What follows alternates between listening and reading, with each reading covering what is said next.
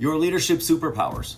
When your business gets to the point where you're hiring and hopefully training managers, your primary role shifts from being the lead doer to a whole new set of skills and points of focus. Now, to be successful as the leader of your company, you need to develop a completely new set of skills and attributes.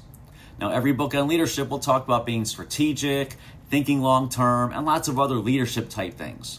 But over my 20 plus years as a business coach, I've identified what I call the 3 leadership superpowers that make the biggest difference as you stop growing your business and you start scaling your business.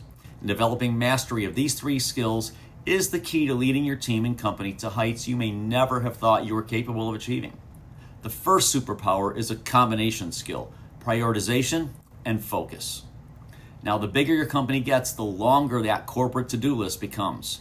The key to leading your team through the chaos is your ability to define priorities, help your team stay focused on them.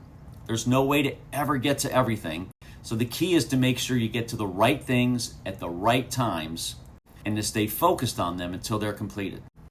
The second superpower is the ability to ask great questions. Great leaders learn not to tell people what to do. Instead, they ask the questions which help the team figure out what to do all on their own. Leadership books talk about empowering your team without giving you a lot of useful ideas and tips on how to do this. In my experience, asking great questions is the fastest way to empower your team.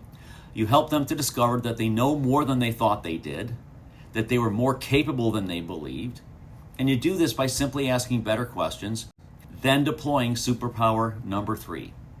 The third superpower is one that comes up every time I ask teams what attributes they look for in their leaders.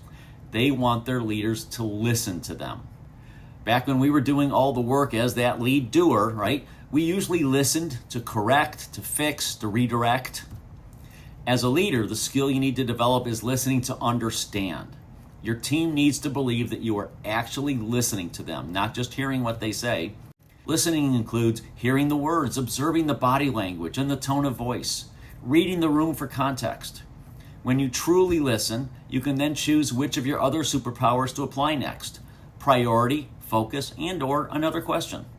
Now, if you'd like to learn more about how you can develop your leadership superpowers, go ahead and click on the link in the description to schedule a quick 15-20 minute chat with me to learn how to get started.